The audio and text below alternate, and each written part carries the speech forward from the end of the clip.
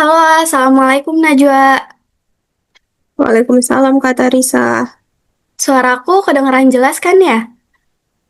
Kedengaran kok, Gambarnya aman juga kan? aman. Oke, nah nanti kalau sinyalnya agak gangguan, nggak apa-apa ya kita lanjut aja. Eh, oke, jadi di sini aku mau nanya dulu nih, gimana sih kabar kamu hari ini? Alhamdulillah baik. Alhamdulillah. Ngomong-ngomong, akhir-akhir ini kamu lagi sibuk apa sih? Lagi sibuk kuliah aja paling. Oh, lagi sibuk kuliah. Udah semester berapa ngomong-ngomong? Baru semester 3 Oh, baru semester 3. Oke, di sini kamu lagi di rumah atau di kos nih? di rumah. Oke, di rumah ya. Oke, kalau nanti ada suara sekitar atau kamu pengen matiin kamera sebentar, itu juga nggak masalah ya. Yang penting kamunya nyaman. Nah, di sesi ini kamu nggak perlu mikir harus jawab apa, atau harus terlihat baik-baik aja. Kita di sini ngobrol, santai. Tujuannya itu cuma satu, yaitu biar kamu itu lebih kenal sama diri kamu sendiri. Nah, kemarin kan kamu sudah mengisi asesmen minat dan bakatnya ya. Nah, dari situ aku udah baca dan rangkum hasilnya. Jadi hari ini aku mau jelasin pelan-pelan sambil kita pahamin bareng. Kira-kira apa sih yang paling menonjol nih dari diri kamu? Tapi perlu aku sampaikan dari awal, hal ini bukan kayak langsung labelin dan bukan penentu masa depan kamu nih, tapi gambaran kecenderungan diri kamu saat ini. Jadi hasil asesmen ini sifatnya itu gambaran dan gambaran itu bisa berubah. Jadi kamu nggak perlu ngerasa harus cocok 100%. Jadi di sini aku mau share screen dulu hasilnya. Sebentar.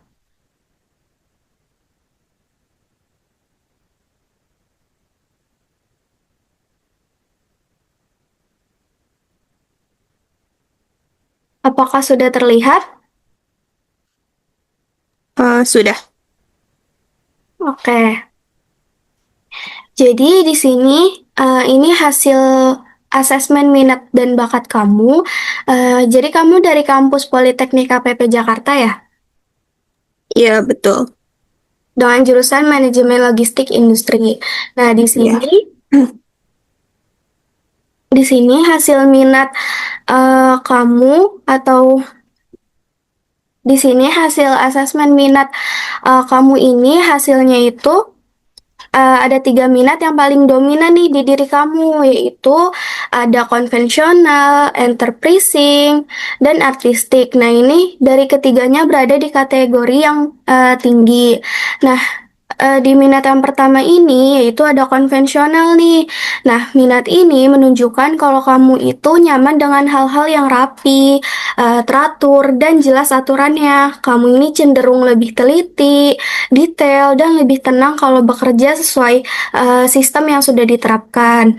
Nah, selama ini kamu lebih ngerasa nyaman ngerjain hal yang teratur atau justru cepat bosan nih kalau kegiatannya terlalu rutin? Ngerjain hal yang lebih teratur. Oke, jadi kamu suka ngerjain yang lebih teratur ya?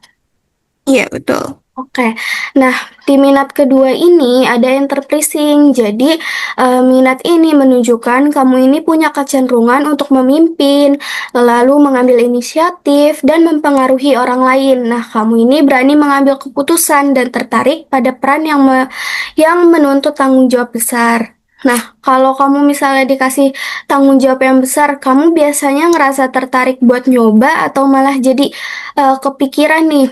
Kayak misalnya di kelas atau di organisasi, kamu tiba-tiba diminta jadi ketua kelas nih atau pengurus. Nah, di situ kamu ngerasa senang dan pengen nyoba atau malah langsung kepikiran sampai ngerasa terbebani gitu. Senang untuk apa sih? Senang pengen mencoba hal tersebut. Oke, berarti ini cocok ya sama minat kamu. Jadi kamu ngerasa seneng gitu kalau punya tanggung jawab yang besar. Nah, yang ketiga ini ada artistik.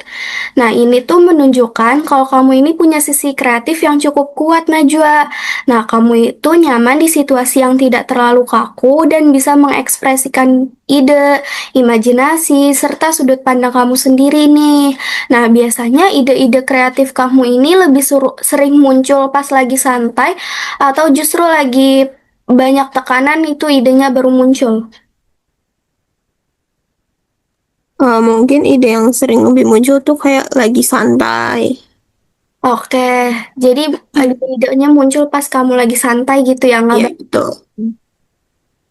Oke, nah ini tuh ketiganya kalau dikaitkan dengan cita-cita kamu yang dituliskan yaitu pengusaha. Nah ini, eh nah di hasil asesmen ini, cita-cita yang kamu tuliskan adalah pengusaha. Itu benar gak, Najwa? Iya, betul. Oke, jadi betul ya. Nah, kalau dilihat dari kombinasi minat kamu ini cukup relevan. Karena sebagai pengusaha itu dibutuhkan kemampuan mengatur sistem, memimpin, dan mengambil keputusan sekaligus berpikir kreatif. Nah, kalau kamu ngebayangin jadi pengusaha, apa sih yang ada di pikiran kamu? Misalnya kayak bebas ngatur waktu sendiri, penghasilannya bisa berkembang, atau proses bangun usahanya nih dari nol. Maaf, boleh diulangin lagi, Kak? Jadi kalau kamu ngebayangin jadi pengusaha nih, apa sih yang ada di pikiran kamu? Misalnya kayak bebas ngatur waktu sendiri, atau penghasilannya bisa berkembang, atau proses bangun usahanya nih dari nol. Mungkin dari apa namanya? Kita bangun usahanya itu dari nol, terus juga pasti kan kayak makin usaha udah berkembang, pasti kan makin berjalan tuh buat ke depannya. Oke, nah selanjutnya ada hasil kecerdasan majemuk nih. Nah di sini ada kecerdasan kinestetik, logis matematis, interpersonal, musikal seni, visual spasial, verbal linguistik, naturalistik, dan intrapersonal. Nah ini semuanya itu baik semua ya Najwa, tuh good. Nah, di sini deskripsi hasilnya itu yang pertama ada kecerdasan kinestetik, menunjukkan kalau kemampuan mengolah tubuh, bergerak aktif, dan mengekspresikan diri melalui aktivitas ini kamu sangat cocok ya. Jadi kamu suka dengan praktik langsung gitu di lapangan. Nah, yang kedua ini ada kecerdasan logis matematis. Nah, ini tuh menunjukkan kemampuan berpikir logis, analitis, dan sistematis. Kamu ini cukup kuat dalam problem solving dan pengambilan keputusan berbasis logika. Nah, yang ketiga ini ada kecerdasan interpersonal. Ini tuh menunjukkan kemampuan berinteraksi, membaca situasi sosial, dan membangun hubungan dengan orang lain. Nah, pertanyaannya, kamu nih tipe yang cepet bosan kalau cuma duduk lama atau masih bisa fokus walaupun aktivitasnya banyak mikir? Kayak misalnya nih, kamu harus duduk lama dengerin atau ngerjain tugas yang banyak mikir, kamu biasanya itu cepet bosan dan pengen gerak atau masih bisa fokus? Mungkin kayak lebih apa namanya? Boleh diulang nggak, Kak? Oke, jadi kamu nih lebih suka cenderung yang praktik langsung atau yang kamu suka kalau duduk kayak itu lama, yang banyak mikirnya gitu? Mungkin kayak lebih suka tuh kayak praktik langsung, lebih Oke, enak. jadi ini sesuai ya dengan hasil kecerdasan kamu itu yang pertama itu kinestetik. Nah, selanjutnya ada kecerdasan pendukungnya nih. Kayak kecerdasan musikal, kecerdasan visual spasial, kecerdasan verbal linguistik, kecerdasan naturalistik, dan kecerdasan intrapersonal. Nah, jadi sini aku mau jelasin dulu. Jadi di sini selain kecerdasan utama tadi yang ini ada di hasil asesmen ini juga kelihatan beberapa kecerdasan lain yang mendukung perkembangan diri kamu nih. Nah, aku jelasin sekilas ya supaya kamu makin kebayang potensi yang kamu punya. Nah, yang pertama ini ada kecerdasan musikal dan seni. Nah, ini tuh nunjukin kalau kamu ini cukup peka sama musik dan hal-hal yang berbau seni. Kamu bisa lebih gampang ngerasain suasana atau emosi dari musik. Buat kamu, seni ini bisa jadi salah satu cara buat menyalurkan perasaan dan ide. Terus ada kecerdasan visual spasial. Nah, ini artinya kamu ini cukup peka sama tampilan visual seperti gambar, warna, dan bentuk. Kamu cenderung bisa membayangkan sesuatu di kepala kamu dan cukup teliti ngelihat detail. Nah, ini tuh mendukung sisi kreatif kamu juga. Nah, selanjutnya ada kecerdasan verbal linguistik. Nah, ini tuh berkaitan sama kemampuan kamu dalam menggunakan kata-kata, baik ngomong maupun nulis. Kamu sebenarnya ini punya modal komunikasi yang cukup baik. Nah, untuk menyampaikan ide dan pendapat ke orang lain. Selanjutnya ada kecerdasan naturalistik. Nah, ini menunjukkan kalau kamu ini cukup peduli sama lingkungan sekitar, kebersihan, dan alam. Nah, biasanya orang dengan kecerdasan ini punya empati dan rasa tanggung jawab yang cukup tinggi. Nah, yang terakhir ada kecerdasan intrapersonal. Nah, ini tuh penting banget karena artinya kamu cukup sadar sama diri kamu. Jadi kamu bisa ngerasain apa yang kamu mau, apa yang kamu rasain, dan punya intuisi dalam mengambil keputusan. Nah, kalau dilihat, kecerdasan-kecerdasan ini nih saling melengkapi. Jadi, kamu bukan cuma punya satu kekuatan, tapi beberapa potensi yang bisa dikembangkan bareng-bareng. Nah, selanjutnya ini ada minat terhadap mata pelajaran nih. Nah, di sini dari hasil minat mata pelajaran terlihat nih bahwa kamu memiliki minat yang tinggi pada beberapa mata pelajaran, namun juga sangat rendah pada beberapa mata pelajaran lain. Nah, hal ini menunjukkan nih bahwa kamu cenderung selektif terhadap hal-hal yang kamu sukai, namun perlu disadari juga bahwa mata pelajaran yang kurang diminati tetap penting untuk mendukung rencana masa depan kamu. Nah, di sini terlihat bahwa mata pelajaran agama, Pancasila, bahasa Indonesia, lalu olahraga, sejarah, seni budaya, dan prakarya ini kamu sangat tinggi. Nah, matematika, bahasa Inggris, IPA, IPS, bahasa asing, dan teknologi informasi ini sangat rendah, tapi nggak apa-apa, Najwa. Nah, mata pelajaran yang kamu kurang suka itu karena materinya atau cara penyampaiannya atau karena kamu ngerasa nggak ada kaitannya sama tujuan kamu? Emang nggak ada kaitan dari apa sih namanya mata pelajaran ini tersebut. Jadi kurang suka. Oh, jadi kurang suka aja ya. Iya. Oke. Nah, di sini ada kondisi emosional kamu. Nah, dari hasil asesmen kondisi emosional, kondisi kamu ini berada di kategori yang kurang stabil, Najwa.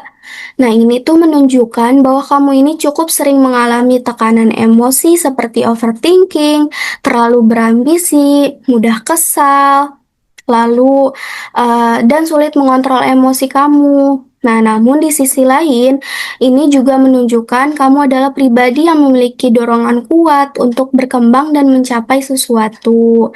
Nah, ini merupakan kondisi emosional kamu. Nah, kalau kamu lagi capek secara emosi, biasanya yang paling sering kamu rasain itu apa? Misalnya marah ke diri sendiri karena ngerasa kurang, atau kecewa sama keadaan yang nggak sesuai harapan, atau capek karena ngerasa harus terus memenuhi ekspektasi. Paling kayak ngerasa capek aja sih sama kayak diri sendiri. Oke, kalau boleh tahu karena capek kenapa ke diri sendiri? Mungkin karena tugas yang gitu banyak. Oke, jadi kamu ngerasa kelelahan ya karena kebanyakan Iya. tugas. Oke, nah jadi jadi di sini eh, kondisi emosional kamu kan kurang stabil ya. Jadi kamu itu harus belajar memahami. emosi kamu. Kamu harus tahu kapan melepaskannya dan harus tahu kapan mengontrolnya. Ketika sedih, biarkan saja sedih, tapi jangan berkepanjangan. Segala emosi yang disimpan terlalu lama dan bersemayam dalam diri kamu itu semua akan menghambat perkembangan diri kamu ke depannya. Maka dari itu, kamu perlu melatihnya agar terkelola dengan baik ya. Lalu di sini ada kesimpulannya, yaitu kamu ini sangat mencintai keluarga, selalu memegang tanggung jawab yang kuat dalam hal kemanusiaan, lalu mementingkan diri, simpati, loyalitas. Nah, ini sebenarnya tuh kamu brilian, bijaksana, dan teliti dalam menangani urusan sehari-hari. Lalu berorientasi keluarga, memiliki banyak ide, pemikiran tajam, kreatif, inovatif, percaya diri, teguh, bijaksana, baik hati, tulus, dan setia. Nah, kamu ini juga termasuk orang yang mempunyai pandangan hidup yang luas dan pandai dalam mengorek informasi dari lawan bicara kamu. Nah, secara keseluruhan ini, hasil asesmen ini menunjukkan bahwa kamu ini adalah pribadi yang cerdas, Najwa, lalu kreatif, berani mengambil risiko, dan memiliki potensi kepemimpinan yang kuat. Lalu, tantangan utama kamu ini bukan pada kemampuan, tetapi kepada pengelolaan emosi nih, Najwa, lalu pengendalian ambisi, dan kesabaran dalam menjalani proses. Nah, apakah sampai di sini kamu sudah paham, Najwa? Cukup paham. Oke, jadi untuk sesi hari ini, aku berharap kamu bisa melihat hasil asesmen ini sebagai bahan refleksi, bukan sebagai tekanan ya. Nah, kamu ini tidak harus langsung menemukan eh, dan kamu tidak harus langsung menentukan semua rencana sekarang.